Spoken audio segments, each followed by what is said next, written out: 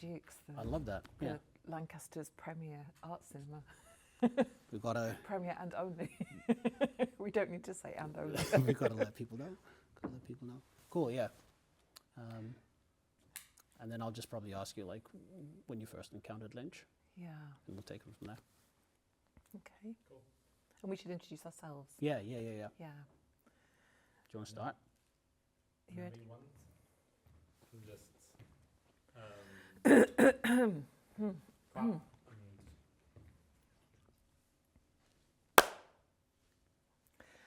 Welcome to the Dukes, Lancaster's premier art cinema.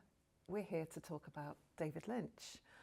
I'm Professor Catherine Spooner. I'm Professor of Literature and Culture at Lancaster University. I'm Dr. Kwasu David Tembo. I'm a full-time lecturer in the EL and CW department. I teach world literature, film, media, music and literature, and soon-to-be science fiction as well. And it's really great to be here. I'm so glad we got an opportunity to just talk. We both have, glancing each other sort of in corridors, it's very clear we have a deep sensibility that's shared when it comes to cinema in general, but I think we've in certain respects bonded over our shared appreciation of Lynch. I think we both felt quite deeply affected when he recently passed away, and felt that this was something that would be very meaningful for us to do. I agree. So thank you to the Dukes for having us, and thanks to Jonathan Illett for putting this together. And I think maybe just by way of starting things off, I might just ask you about when you first encountered Lynch. It was quite late, actually, or late in his career, not late for me. So I first encountered David Lynch when Twin Peaks was aired in the UK. And I was in sixth form at the time. I must have been about 16 or 17. Right. Perfect age to encounter Twin Peaks. I remember reading about it in the newspaper before it was aired and just thinking this sounded like the most enticing television show I'd ever heard of. And then immediately just becoming enraptured by it. And it was, water cooler TV in the days before that was really invented. Yeah. I would talk about it with my friends the next day at school. If I was out in the evening, I would hurry home so that I could watch it in that way that we don't really have now because everything's on streaming services. That's right. So it really felt like a TV event. It was so exciting, and I very quickly went on after that to watch as many of David Lynch's films as I could find. Right. Really throughout the 1990s. Interesting. How about you? How did you first encounter Lynch? I think it's quite similar in the sense that I came to Lynch quite late. I think I was in Edinburgh. It might have been 2014. I had spent a lot of time this flat of my friend Scott's on Nicholson Street in Edinburgh, and we just watch a lot of films. We'd often watch a lot of Spielberg films. He loved Spielberg and so on. But him and the person he was seeing at the time would keep talking about Twin Peaks, and it was just one of those, sort of a director in a text or a series so embedded in the sort of zeitgeist across time, across decades, across cultures even. The Lynchian in and of itself has this sort of idiosyncratic gravity about it that draws what I like to think of as a very Yiddish sensibility out of the viewer. Lots of strange ambiguities, but it's absolutely arresting and so unique. And they spoke about it so highly, and I was like, yeah, I've heard of this and so on. I know it's one of those things as a cinephile that I'm supposed to encounter and supposed to have an experience or reading thereof. And then they played the pilot of the first season of Twin Peaks, and it was just... So Twin Peaks was your first experience Yeah, too. it was. It's interesting, that's the gateway drug for a lot of people. Yeah, which is interesting when you think about his oeuvre entirely. So I know we're going to be talking about Eraserhead and Mulholland Drive, and I might just actually linger on Twin Peaks a little bit. Do you have a favorite character? Is there an aspect of... Audrey, of course. Okay. I mean, especially, watching it as a 16, 17-year-old girl, Audrey was the heroine. She was, just her rebelliousness, that scene in the pilot episode where she changes her shoes at school and she's wearing the black and white saddle shoes and she changes to the red kitten heels. Right. And that just was everything. That was everything, that scene. Right. So Audrey, of course. How about you? I quite like there's so many, there's such an ensemble cast. There's so many characters. There's such a well-populated milieu. Sort of, it's more than just a sort of like a tableau or backdrop. It feels really embodied and idiosyncratic in a sort of like a very realistic way. They're all such weird individual characters, and strange things happen to them. And the strangeness of the events that you witness, strangely, is like a guarantor of their feeling of reality and immersion. So there's so many characters who go on great arcs that I didn't even expect to sort of like Bobby, for example. I kind of just like his development moments thereof. They just kind of catch me off guard. And that happens a lot with Lynch. There's so much of it that's sort of unpredictable in a way that I find very comforting, strangely. I've been really surprised by how many of our current students really enjoy Twin Peaks, actually, and want to talk about it. And one of the characters that seems to really stand out for them is David Duchovny's character, Denise Bryson, because this is a version of a trans character on screen at a time when that really wasn't a very prevalent thing at all, where this was really quite innovative and unusual. And although there are constraints from the time that this show was made, nevertheless, in retrospect, this seems a largely very positive presentation, that the other characters just accept Denise Bryson's trans identity and don't question it. And this is something that seems to speak to our current students in particular. I mean, that's amazing. And yeah, I mean, very encouraging in very many ways. And one thing that it sort of points to is, I think a lot of people, because Lynch is so associated with some sort of, even at its most reductive, a kind of absurd, a kind of Kafka-esque surreality, magical realism, and so on and so forth. I think, should you limit your estimation of Lynch and his over to that, you miss out on these very innovative, culturally resonant things that he does beyond just being quote-unquote weird. Yeah. So just to go back to your own first viewing of your first experience of Lynch, did you find that watching it was a transformational experience? Did that change the way you approached film or the way you thought about things, or did it change your research direction at all? How was that for you? I think it was deeply resonant in a way. I keep thinking and I might say, if this for a discussion about Eraserhead in terms of the sound design, Splat's sound design, him and Lynch spent an entire year just working on the actual sound, the textures of the film. And Lynch being known for these weird drones and chirps and his interest in machines and electricity, this kind of hum and so on.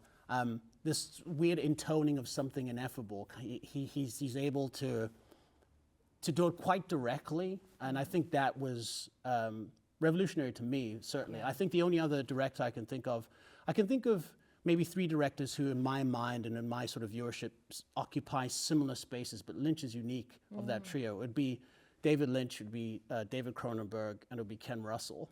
Yes. And I think they're all sort of quote-unquote strange and weird.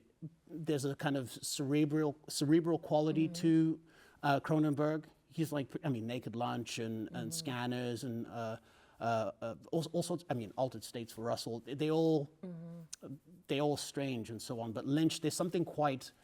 I think that's what perplexes people about his elision of the ostensibly mundane and the really, really odd. It's often in the dialogue. People are just sort of straight shooters, almost quintessentialized in this 50s dialect, but ensconced in these crazy scenarios.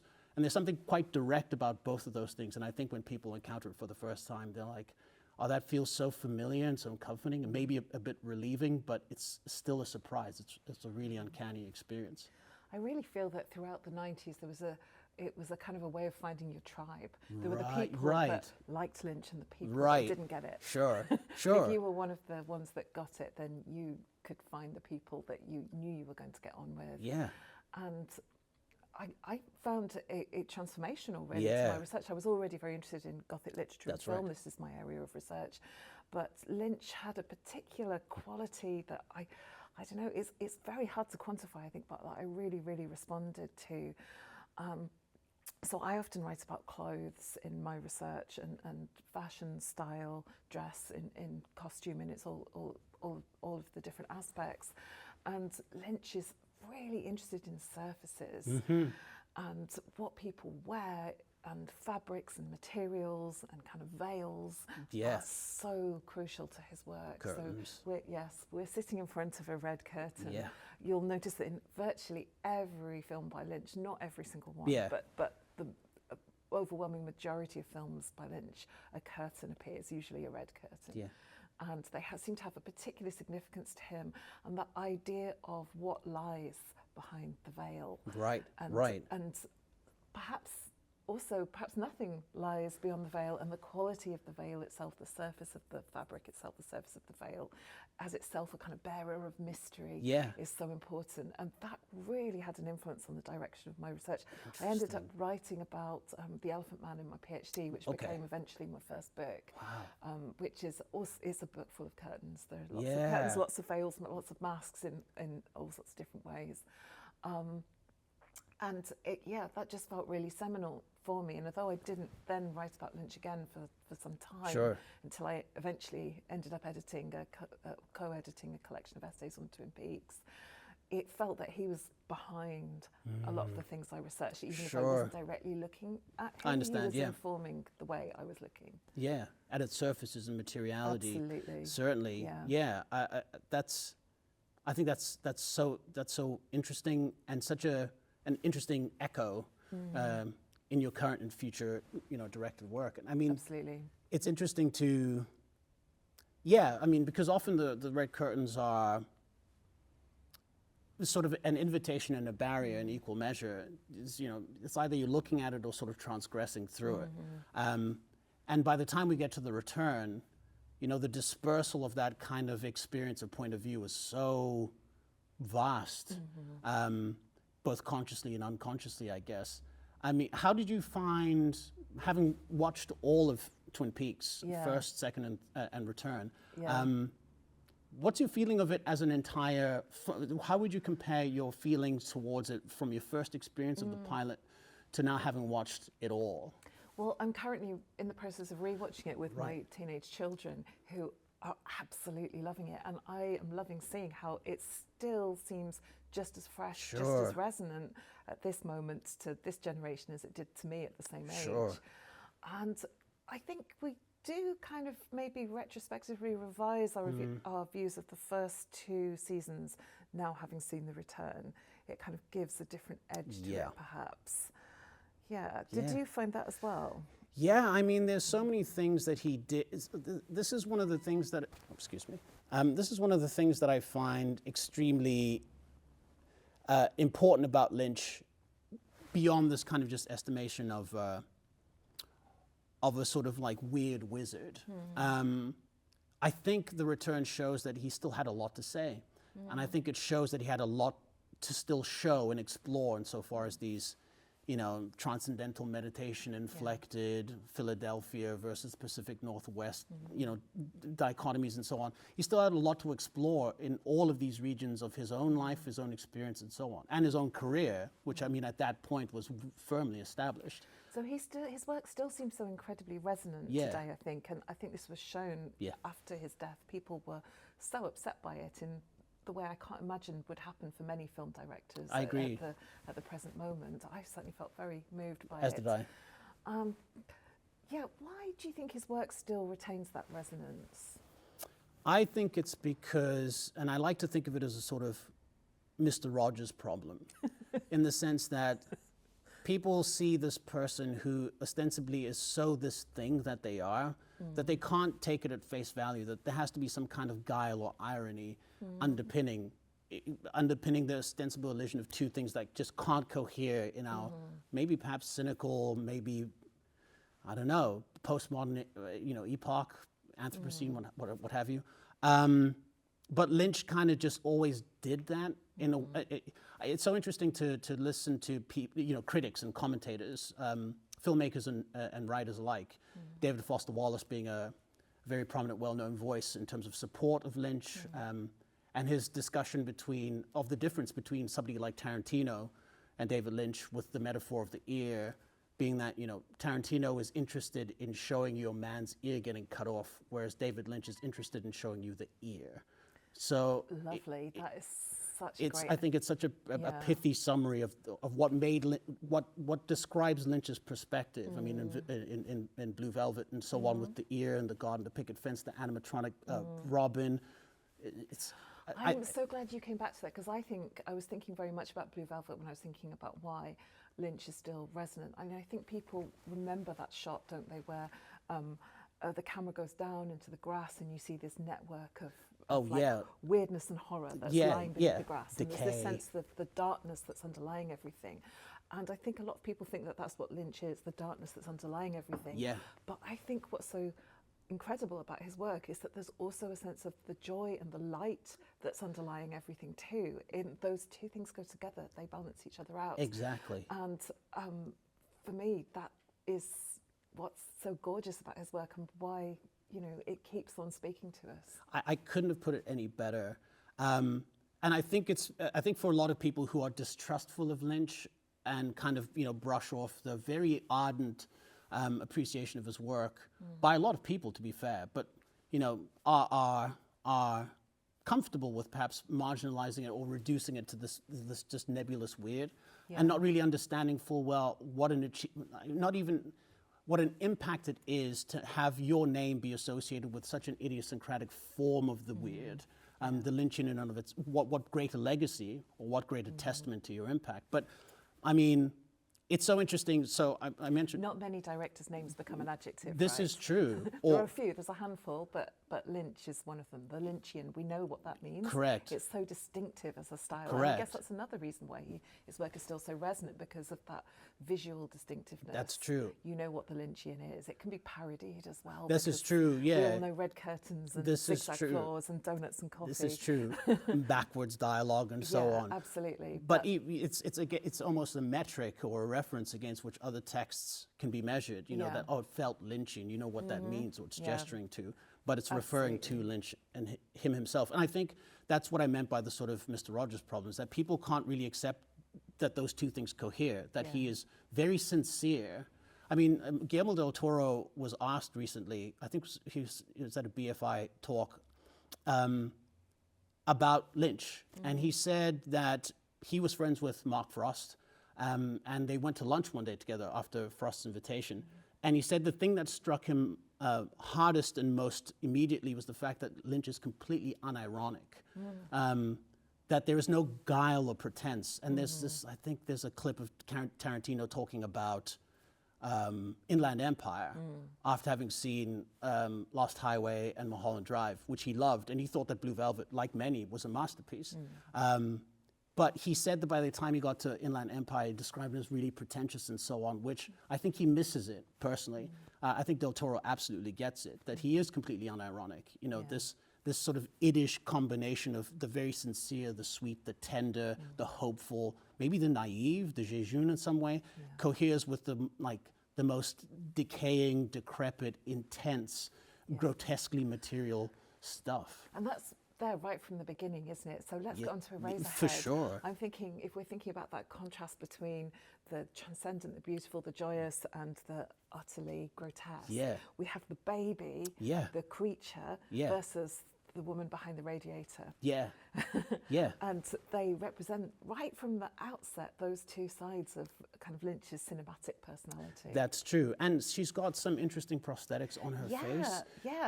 So I rewatched Eraserhead very recently, and for both me and my children, that reminded us of George Méliès's Voyage to the Moon. The Moon, exactly. Same here. So I'm sure this is deliberate. Of course, Lynch knows what he's doing.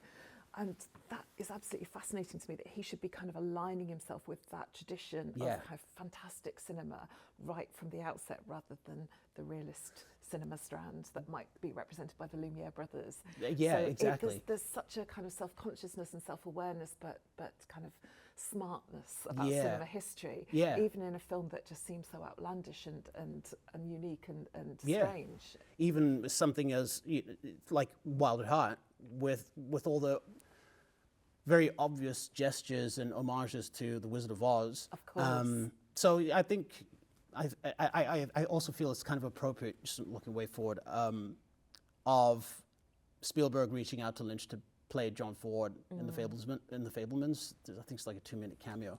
But I think Lynch is on his own accord, but I think even just his study of the form, he's so entrenched in the art life, so to speak. And I think cinema, as well as music, as well as painting, as well as furniture making, and a variety of other sort of artistic expressions, I think he was just sort of he had a lot of depth as an artist, I think. And depth is really interesting, even in something that kind of feels like a bottle episode, like Eraserhead. A lot of it takes place in this one room. And this illusion of, you know, the grotesquely material and the tender, I think is shown, for example, where they bring the baby thing home and they're trying to sleep and Mary just can't deal with the sort of incessant crying. Yeah. Watching that again now, having become a parent, yeah, I experienced that part of the film so differently from when I first watched it as a teenager. Right. Yeah, and then Mary leaving, and then Henry's response being, you know, he steams he has like a steam humidifier going and so on. So, and he's troubled, it seems, by the tenderness that he feels to something that appears to him to be quite monstrous. And the weird ontology of the baby as well. And then obviously the woman across the hall as well. Yes. Who's such an interesting prototype of a maybe Dorothy Valens, maybe even a Rita, although slightly different. Perdita in Wild at Heart. There's these interesting... So these are kind of film noir femme fatales, true, but they are always with a twist, aren't they? This is true. Lynch never quite does the conventional thing. Yeah. There's always something else going on well with those said. characters. Yeah, and they're often mothers, actually. Yeah. Yeah. That's interesting. Marietta, Lula's mother in Wild at Heart. I think Perdita is, Joanna is. There's very interesting, because I think a lot of things that come up with regards to the material of critique of Lynch and his style is his portrayal of women. And again, maybe an ambiguity for some people as to what side of a line of a particular type of gaze he treads. But there's also, I think, an equal, endorsement of some of the representation in the areas and the manner in which he represents women's experiences. Absolutely. Mulholland Drive is a good example, I think. Yeah, of I that think that's tension. a great example. And I think it's also worth mentioning that off camera, so many actresses have said how privileged they felt to work with him and how kind of empowering he was for them. So in this day and age, I think that's a really important thing to recognise. I really do. I don't think it's one of these other things, you know, beyond the sort of weird brand that's, I think, important to discuss and consider. And I mean, going back to Eraserhead, it's maybe a blunt instrument, but do you have a favorite scene, or if you were to limit it to 3, perhaps? Oh, for Eraserhead, it's just the lady behind the radiator. I just love the lady behind the radiator. I love the way that she is that sort of transcendent, beautiful, joyous character, but yet because of the strange prosthetics on her face, she's also never quite that as well. Exactly. There's something unsettling and uneasy about her, so you're not allowed to kind of dwell with that joy. You're constantly forced to question it and be curious about it. That's so well put. That's so well put. For me, that's what I particularly love about Eraserhead. How about you? I think because I rewatched it in preparation for tonight, but I think that's only the second time that I've seen it, and I think my rewatch of Mulholland Drive was the 5th. Yeah. And that's why I think it's interesting, considering I wonder how many of our students who do have this interest in Lynch, not only as a direct result of his passing on, but this kind of Twin Peaks appreciation. I wonder how many have gone back and watched, say, watch Dune, watch Straight Story, because he's done so many different things. But I think. And that's right, because when we talk about the Lynchian, we kind of expect that, you know, the red room and the donuts or whatever. But there's actually so many of his films are really different in style. The Straight Story is a completely different kind of film. It really is. And I rewatched that recently, and I was kind of surprised. It wasn't quite how I remembered it. Yeah, I'm definitely do a rewatch on that, because even in that sort of like onrush of activity toward Lynch, Straight Story, I think I was just... it tends to get left out of discussion because people don't know what to do with it. It's that's actually true. a really interesting film. Yeah. And that sense of joy is exposed you know, absolutely. Yes, so fully, so fully. We have less of the darkness. That's right. I mean, I think if I was to pick, so there's so many things about Eraserhead that I like, and that you can kind of see as foreshadowings, you know, in the radiator sequence or sequences, the sort of appearances of the strange tree-like nerve, you know, the arm, even the patterning on the floor. You start to get some recursive sort of aesthetic or iconographical features of his style. But with Lynch, it's so interesting in his entire oeuvre, it's kind of like a refraction of a repetition of a copy. It's never quite the same thing, but it's kind of trying to intone something similar in the curtains, in the arm, in the chevrons, in the floor, some of the dialogue as well. Machines, electricity, lamps flickering, and so on and so forth. That's a motif that goes right the way through his oeuvre. Or even, I mean, in The Return, I think there's just like a whole episode with the sooty-faced miners just in this sort of electrical storm. But I really like the dinner scene, actually. I really like it. Do you know, I think that's the creepiest scene in the so, film. So everybody talks about the baby, but the baby is not as creepy I as the completely weird agree. little chicken things. Yeah, the What are strange, those chickens? the strange like bloody quails. It's and also the way in which I think the father's name's Bill.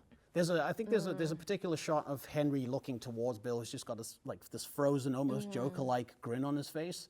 And Mary appearing from the kitchen behind him. And it's almost like a sort of classic Venetian, like smiley face, frowny face illusion, but so strange and serialized. And the way in which Mary's mother behaves towards Henry is very interesting. It kind of recalls Marietta to Sailor in Wild at Heart. She kind of like sniffs him or kind of like licks his neck. And it's another one of these, I think it might be even, aside from all the sort of erotics that take place with the lady across the hall, there's certain strange motifs of eroticism. Lynch has, aside from just sort of a strange aesthetic, there's these thematics that are quite unique to him. I mean, Blue Velvet, for example, is deeply steeped in a lot of erotic discourse. I mean, what do you make of that in Mulholland Drive and in Eraserhead? Yeah. Well, I mean, there's a strong Oedipal streak in many of Lynch's films, aren't there? What you make of that is up to you. I guess I'm kind of more interested with Eraserhead. I'm more interested in the theme of abjection. So I guess for people that might not have come across this term before, this is a term that was devised by Julia Kristeva. I know you know this very well, to kind of talk about our feelings of disgust towards things that give us the ick in contemporary parlance. And it's about kind of trying to reject what makes us, what challenges our ideas of a clean and proper self. Well said. So I find that that kind of response to the disgusting or grotesque elements of the body are perhaps more interesting or more dominant to me in that film than anything erotic. I agree, I think the most obvious sort of lines or expression of that is just kind of the love scene between Henry and the lady across the hall. And even that sort of descends into something far more ineffably beyond a sort of a basic sort of a basic heteronormative eroticism. I mean, there's all these surreal images, like just the sharp chiaroscuro, the weird egg floating around in the darkness. I like the phrase that you used earlier to say, you know, you're not like off the hook. And I think whenever Lynch does present something to you that you can have a very reductive reading of, it's never quite right in a very important and complex way, including eroticism. And I think you're right. I think Eraserhead is really exploring the abject and redemption. I mean, Lynch has said famously and mysteriously that he considers it to be his most spiritual film. And the end sequence in the white light, there's something apotheotic about some of Henry's journey. Something quite biblical in a sense, you know, an Isaac Abraham type of situation you could suggest. He said he did in preparation for it, aside from reading Kafka. He said he read a verse from the Bible, but he can't remember which one. So it's I think a lot of people tend to focus on that as well. I mean, of course, it's always when you're kind of thinking about transcendence and spirituality with Lynch, it's always worth remembering his own transcendental meditational practices, Exactly. which have absolutely informed so much of his work, I think. Absolutely. And that tends to be forgotten about because people aren't familiar with that or don't really know how to handle it. But I think it's underlying everything and very closely connected to that sense of underlying joy and spirituality in the universe that we find in his films. And humor, even if it might be dark. I mean, his films are so funny. They're so funny. I mean, Twin Peaks is also just saturated with such humor. Obvious humor, but it's always just... it's still funny, even when you've watched it several times. It doesn't, it doesn't fade, the humor of it. That's so... And I think it's maybe to consider maybe Mulholland Drive a little here. Yeah, we should talk about Mulholland Drive. Because we've talked about, Lynch in such a... Like, the Lynchian in and of itself might be... it has this kind of idiosyncratic gravity in the same way that a word like jouissance does. It's kind of untranslatable. It's like a prime number. It refers to itself, the Lynchian and Lynch in that mode.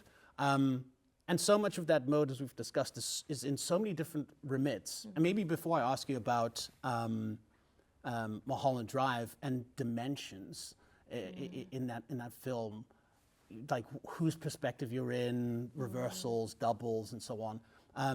Did you, because Lynch seems to be so interested in sound, did you ever listen to any of his music? Yes, I was a huge fan of Julie Cruz and Angelo Badalamenti at the time when Twin Peaks came out, obviously. So, I guess that's my entry point into Lynch's music. I still adore those tracks. I could listen to them all day. And Industrial Symphony No. 1, which is a kind of a prolonged music video for Julie Cruz, I guess. Which is fantastic. More recently, I watched his film of the Duran Duran concert. Oh, wow. Which is like Lynch doing something completely different again. It's quite a straight concert film in some ways. And you think, Duran Duran, wow. Yeah. How did he get from there to there? Yeah, and also all the commercials he directed. So many. Yes. I love that he keeps surprising you in that way. But I know music is really important to you, and that's a really foundational part of your admiration for Lynch. So it is. To tell us a bit more about that. I mean, I think it was after watching Mulholland Drive. I became aware through a couple of friends and so on who were like, Lynch is a musician, and I thought the concept to be quite strange. It was like, I couldn't really picture him, sitting with a guitar or, singing. And even when you do hear his sort of shrill, ghost-like intonation and voicing, it's very, but it works so well despite being seemingly so at odds with the music upon and alongside which it floats. But I listened to The Big Dream and Crazy Clown Time, and Crazy Clown Time is one of my favorite albums ever. It's got this strange American Gothic quality to him. It kind of intones it. It's part sort of like, 1800s Americana. There's a bit of Poe, there's a bit of Whitman, there's a bit of Auden, a bit of Chandler. He's interested in crime, and it's got this kind of rockabilly quality, but it's also so sedate and surreal. And then his more ambient work in things like The Air's on Fire, which is actually quite nice to sleep to. Strange dreams, perhaps, but it's he had so much. He had so many different ways of expressing himself. In the same way that his work is so visually distinctive, and you immediately know when you're watching a David Lynch film, you immediately know when you're hearing a David Lynch soundtrack as well, don't you? And I think you can see the influence of that in popular culture. If you look at the career of someone like Lana Del Rey, it wouldn't be quite what it is without the influence of David Lynch, I don't think. Yeah, there's a sort of sandy, there's something so influential in that type of, specifically vocal, like young singers, I think. And obviously Krista Bell as Tammy Preston in The Return, but this kind of, she seems to be an interesting music and sort of TV member of this like Lynch woman, from Dorothy, Rita, Diane, sort of. It's almost as if he has a sort of muse-like type in a strange way. But his music is really unique, absolutely. And I mean, in terms of Mulholland Drive, what do you make of, I mentioned earlier, sort of dimensions? Because it's a strange film. I have my own theory about that. Do you think we can share these? Because we don't want to give spoilers to people who might be watching who haven't seen the film before. But I'll be mindful of that. Yeah, sure. Yeah, I read the film, I don't think this will spoil it, as a kind of a Mobius strip. So I don't think it spoils to say that there's two versions of the story. Yeah. One after the other. Yeah. And people have different theories about how those two relate to each other. But my theory is that there isn't one that comes first or one that comes after, or one that is real and one that is not real. I think they're both real. Both dimensions are real, and they're kind of interconnected in this way that you can never quite add up. I absolutely love that. Because there are clues to that. There's evidence for that in the viewing. Because if you try and read it in the way of some of the more popular readings of the film, it doesn't quite work because there are things that don't add up. That kind of occur around the intersection of the two narratives. So the fold. I think that they're always going round and round, and you can never completely make them meet, and in that Mobius strip kind of way. I love that. I think that's fantastic. It's so interesting you mentioned the word clues, and this kind of goes back to my comment about Lynch being interested in crime. He's always dealing with gangsters. Particularly in Mulholland Drive. It's a noir film, right? Just like Lost Highway, there's a lot of similarities between the two, structurally and maybe in something of the tone. Although Rita and Betty aren't really sort of figured as femme fatales. I mean, after Rita loses her, let me. Well, they kind of are femme fatales, but again, it's femme fatales with a twist. He never. Exactly. He never just endorses that. He always, tweaks it. Somehow. Exactly. I think I've been recently thinking a lot about time travel. My upcoming monograph with Bloomsbury this year is concerned about time travel in 21st century science fiction cinema, looking at things like Chris Marker's La Jetée, looking at 12 Monkeys by Terry Gilliam, and Primer by Shane Kurth, and a lot. So I'd never really considered Mulholland Drive as a potential time travel film. But it's a time travel, but you can't go back or forward in time. That's right. You just keep going round and round. It's kind of like a loop, something like exactly. It's a loop. Like Time Crimes, which has a sort of just like loop. It might be elliptical, but you always kind of, I forget who said this, but you're always kind of behind the narrative pace in Mulholland Drive. You're sort of piecing it together along with our principles. But I like, and I think maybe if the sort of fold of the Mobius strip might be Winkies, but I think it might be a turnstile, to use Christopher Nolan's language. So my favourite scene in Mulholland Drive is the scene in Winkies. The first Winkies scene. The first Winkies scene, which I find utterly terrifying every time I watch it, and I've watched it many times, and it never fails to terrify. And it's just some guys walking behind a diner. I won't say any more, but it's so mundane. It's like about as mundane. It's, they're basically walking to where the bins are. In essence. And it is the most chilling thing ever committed to the cinema screen, I think. I completely agree, and it's one of the things that scene is so great because it really does so many good representations of what it is that makes Lynch so unique. Because as you point out, on the page, in terms of just dramatic action, it might be very banal, very basic.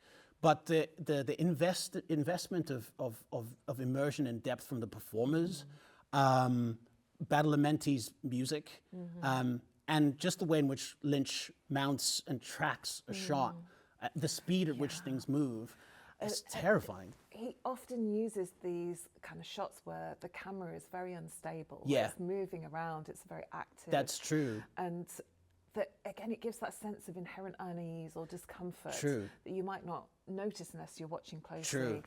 But that sense of not being quite able to place where the cinematographer's gaze is coming from. That's so well put.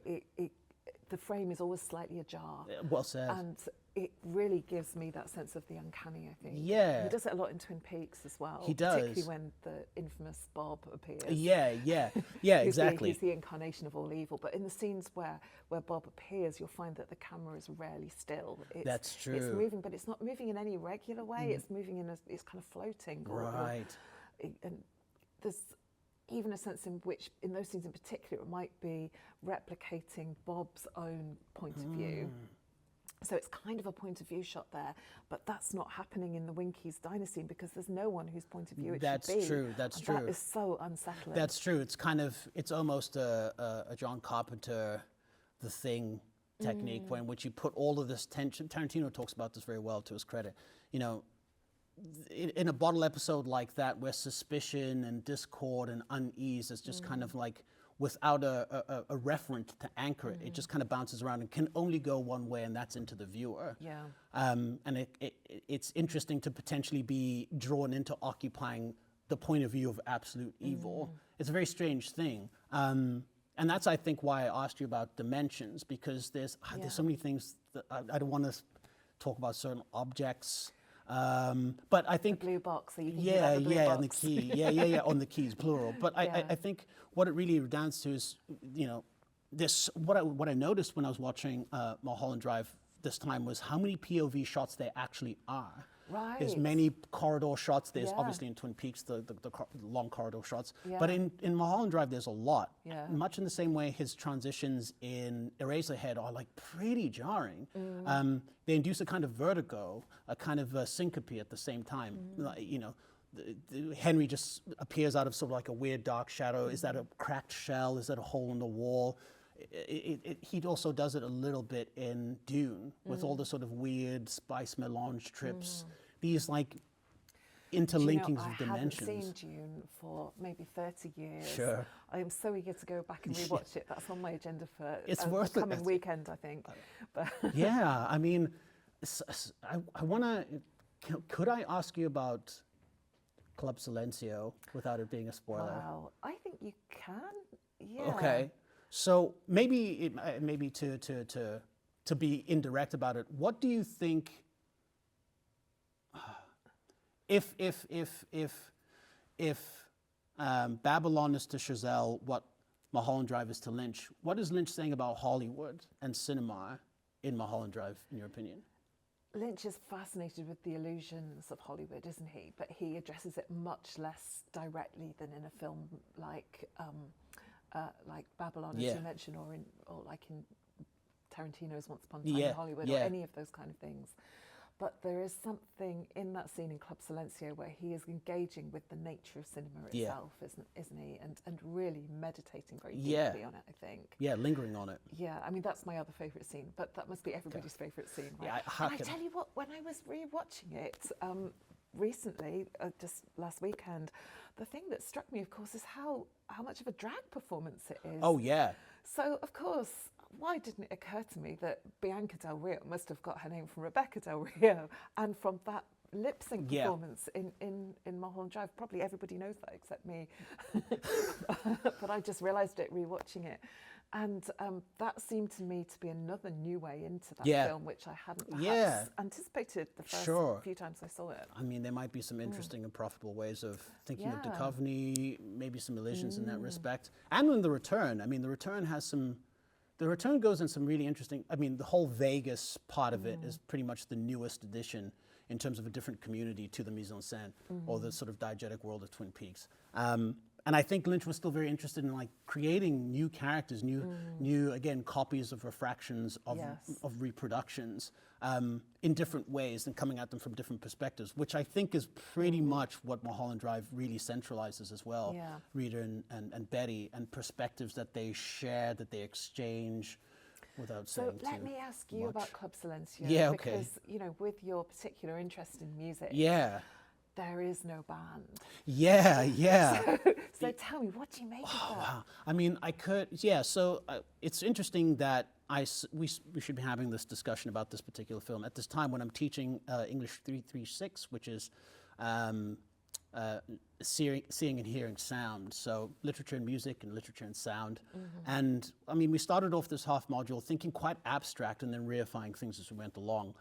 And we opened by discussing Tolkien's The Silmarillion, and this idea of a cosmogony being musical or intoned in some way in sound. And I think Lynch is interested in genealogies and origins. I mean, Eraserhead begins with this kind of weird birth scene in a strange way.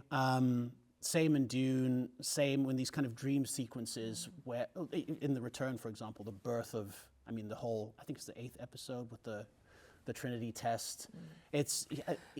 They're birth scenes, but they're also objection scenes, aren't absolutely, they? Absolutely. So, it's as not indeed quite, many birth scenes are. That's not an original thing to say by any means, but nevertheless, he finds that in those scenes. I think he does. I think he does in a lot of things that a lot of people might try to read reductively and be let off the hook. Parenting, a curiosity, prurience, a desire, violence. It's never...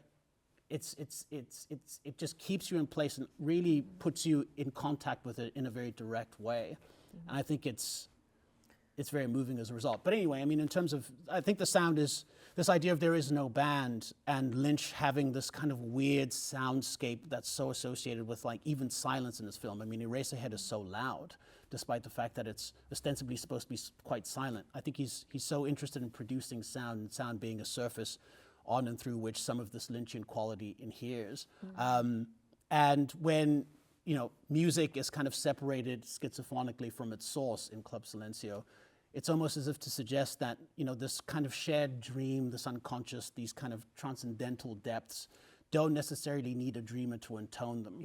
They can be, it is a plane of immanence, to use Deleuzian language, or a force that's kind of independent of any individual expression thereof. And I think it, you know, even the dream of Hollywood itself, to be like, you know, there is no real Hollywood. I mean, I think of, there's a character called the Tish McGev in Angel, which is my favorite TV show of all time, who says to Angel from Buffy, you belong in Los Angeles because nobody belongs in Los Angeles.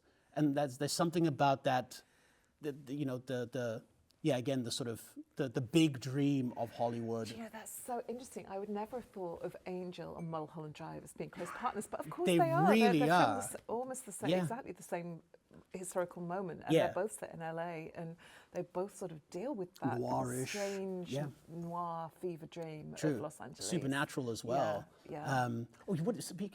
This is, what do you make of the scene? I forget what her name is now.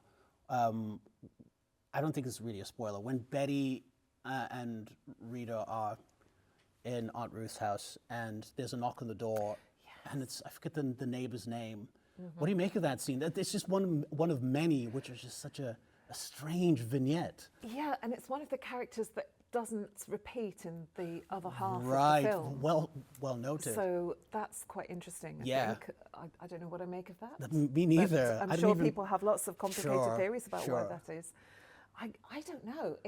Again, it's deeply unsettling, isn't it? It's so she spooky. seems to have some kind of vision or insight like the fireman in a way. The doubling of the narrative and the different dimensions, if that's what we're going to call them. And that something is askew or askance in some way, that there is danger, not to again spoil things. But I think, what do you make of Lynch's interest in, I don't think it's really as discussed, but his interest in crime?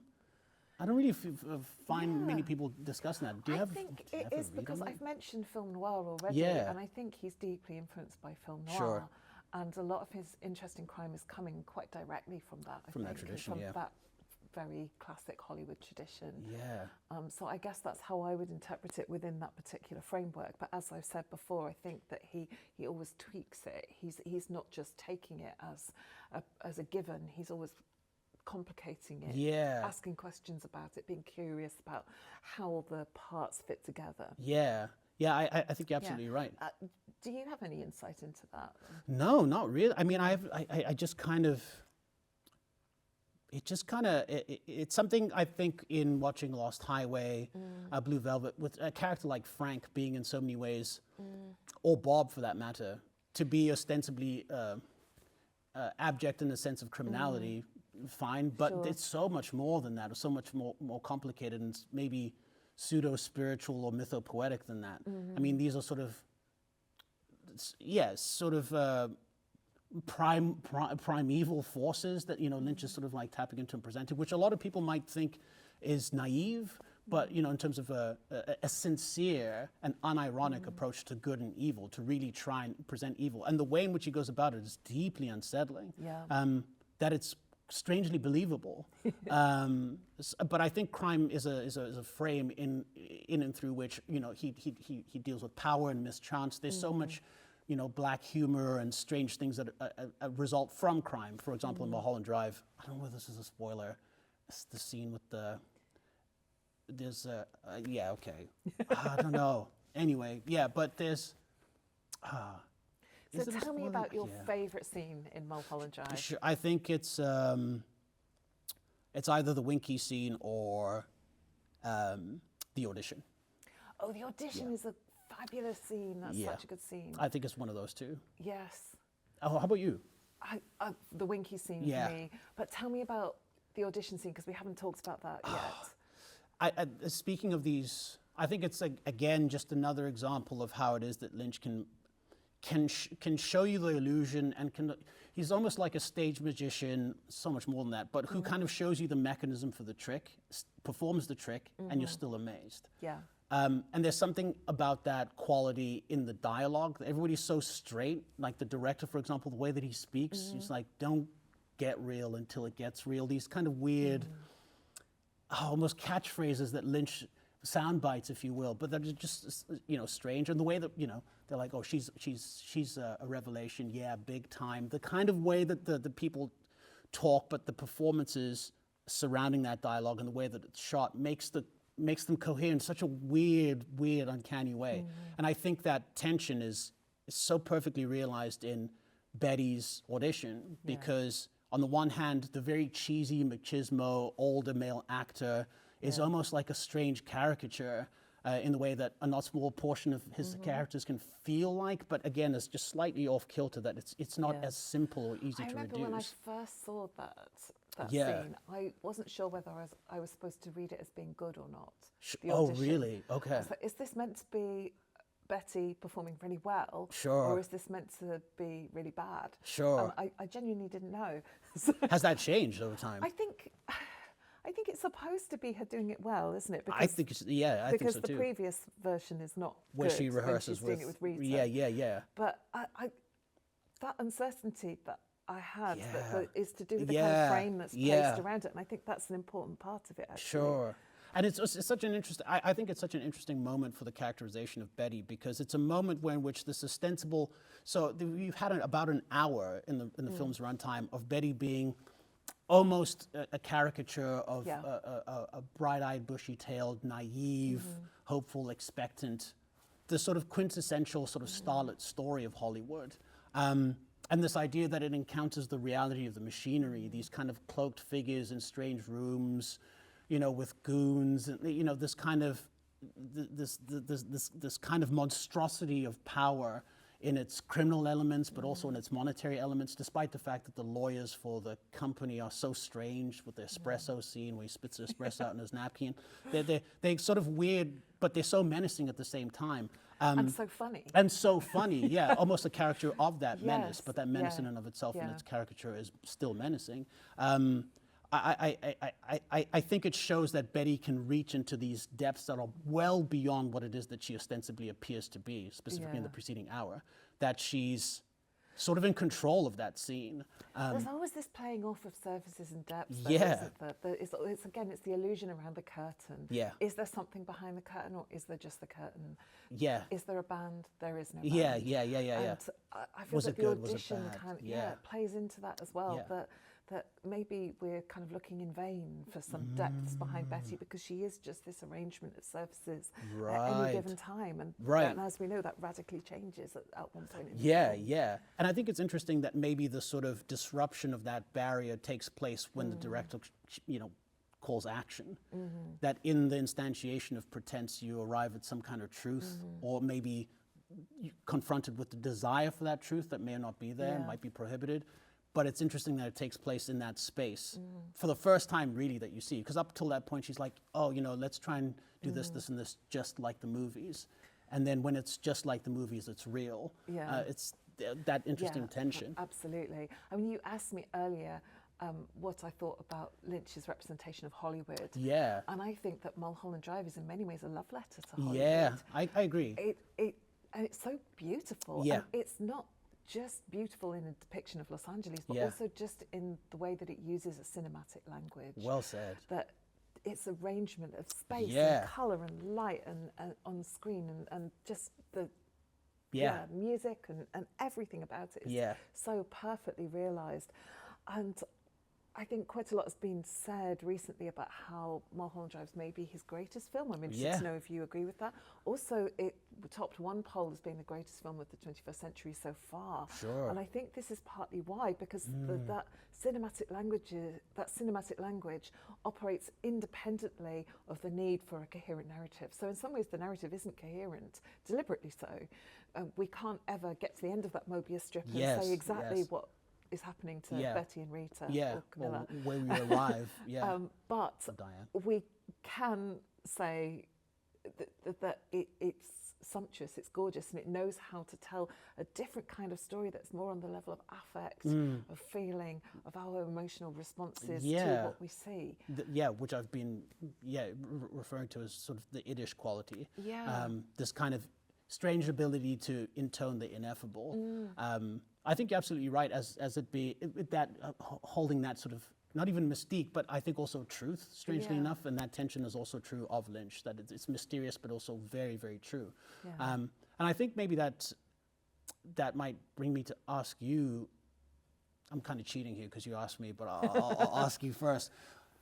Do you think Mulholland Drive is his best film? I'll ask you in two parts. Do you think it's his best film in his oeuvre? And which is your favorite film of his Okay, corpus? so my favourite film is probably not a popular choice. Okay. So my favourite film is Wild at Heart. And it's probably because it's the first one that I saw other than the Twin Peaks series. Okay. And because it was out at around the same time. Sure. He made it in between the two series of Twin Peaks. That's right, yeah, 92, I think. Again, it just spoke to me at that particular age, and also I love road movies, and it's a Yeah. road movie, and it just does that with just such perfection. It does. But it's also one of his more mainstream films. Yeah. And mainstream for Lynch is still not that mainstream. Absolutely, absolutely. But it does tell a sort of coherent linear narrative. Yeah. So it's quite unusual in that respect, but I just have a deep fondness for it in a way that sort of transcends any kind of critical judgment. Yeah. But I think his greatest film is Mulholland Drive Sure. because of that sort of deep understanding of cinematic language in it. Sure. I think it's interesting that you said that, it's this kind of ostensible, like almost novelesque narrative coherence in terms of the logic, linearity of information being suspended in favor of a sort of an affective milieu. I think this it also is really... I love that phrase, affective milieu. That's Yeah, perfect. I think it's really brought out in something like Dune. And I think what I suspect is that De Laurentiis showed Lynch Dune, and Lynch, maybe before or as a direct result of that meeting, read it and was like, Herbert is doing something very unique but very impressionistic. It's so strange, that world, because it's so detailed but so vague.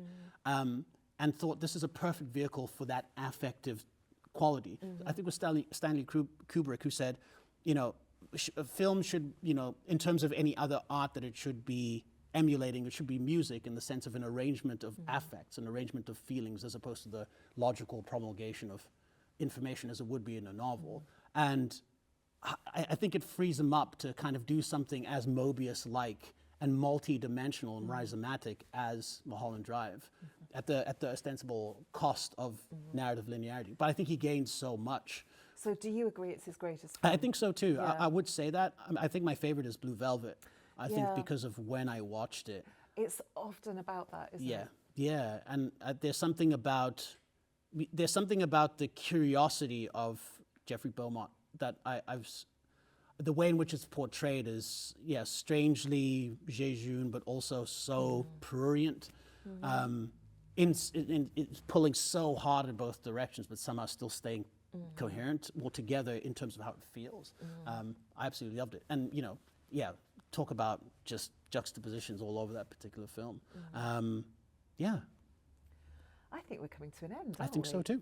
Yeah, this has been a fabulous conversation. We need to do this again sometime. I would absolutely love that. Maybe, and this is me, it'd be great if we could each give each other one film and then discuss it. I'd probably give you something from Cronenberg. Okay. Do you like Cronenberg?